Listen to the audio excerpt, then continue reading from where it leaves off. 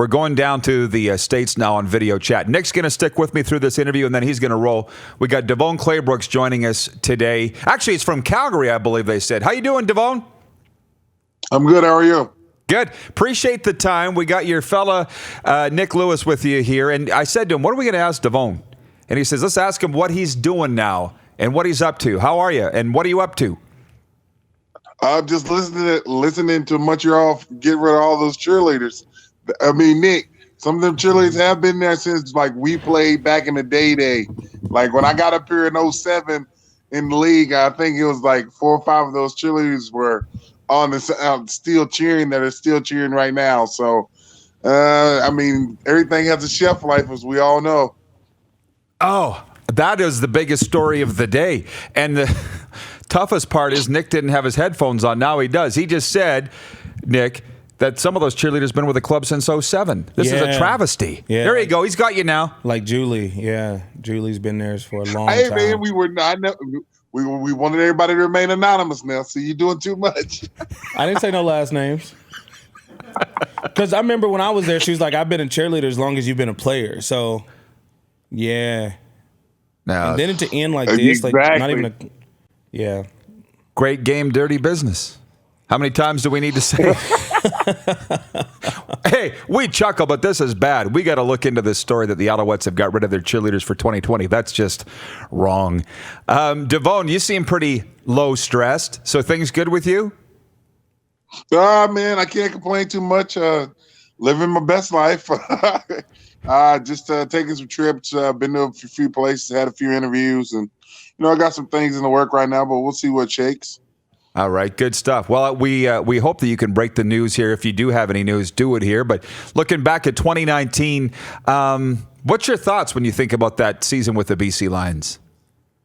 It was a fun, great learning experience. You got to see it from a different side, a different perspective. I mean, I think that we all as a staff and players in the organization grew, and I think we headed in a right direction. And kudos and best of luck to them.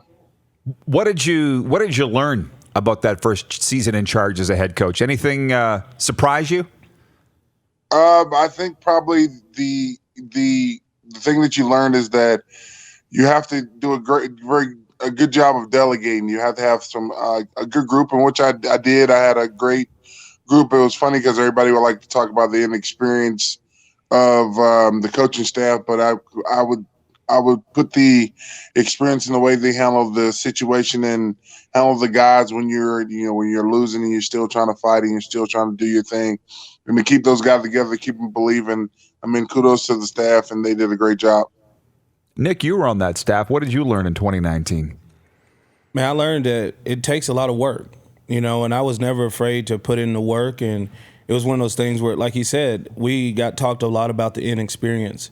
But when it comes to on the field and getting the guys prepared and ready, I felt like we did a good job of that. And, you see Ottawa go out there and get blew out. You see Toronto get blew out. You see teams get blew out. We didn't get blew out. We were in games. And there was games that we had double-digit leads that we lost late. And that's a part of the growing experience of, when bringing so many guys on the offense together that's never played together. You have Mike and Duran and Rutt and John White and all these different pieces, and they never played together. So getting that continuity and having them ready to compete, I felt like at the end of the year, if Mike didn't break his wrist, we feel like we could have been in the playoffs and stole that spot from Edmonton. You were on the way, DeVone. I mean, how much do you think about this stuff? Have you moved on, or are you kind of looking back saying, I would have changed this or that? Well, I mean, you can't really, you learn from things and you move on and you move forward, and, you just hope you're afforded and blessed to another opportunity to showcase your skills as a head coach, and that things you would handle and do differently and those type of things. But for the most part, I mean, the experience is a great once in a lifetime opportunity and experience, and I love the opportunity, and I'm excited to do it again. Well, as they say, you either win or you learn, right? And it's funny because we had Duran on here a couple weeks ago, and he goes, if he had it all to do again, he would have spent more time with Mike Riley getting on the same page.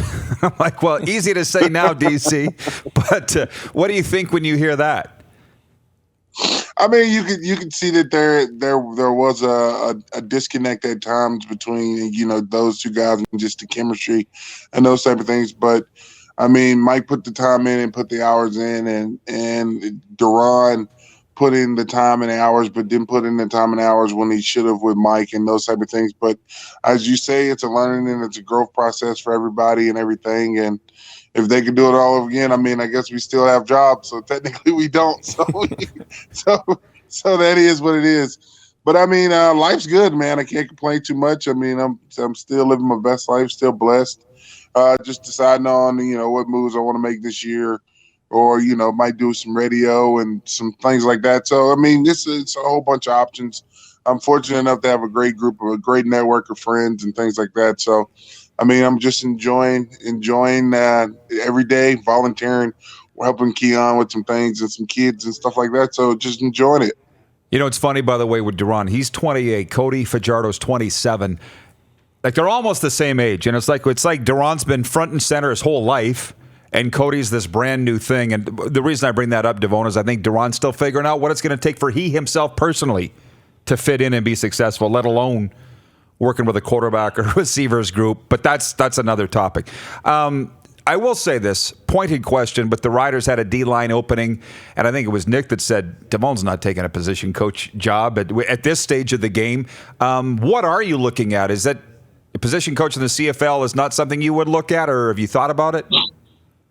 Well, I haven't really decided on any direction. Like, I'm not too good to say I'm never going to coach D-line again, because I think that's the further you get away from the ball, the further it is you lose the touch. As a positional coach, you have your pulse on your guys, and as a coordinator, you try to continue to have the pulse of your guys, but your positional coaches work with them on a daily basis, and then a head coach, you're another person removed as well.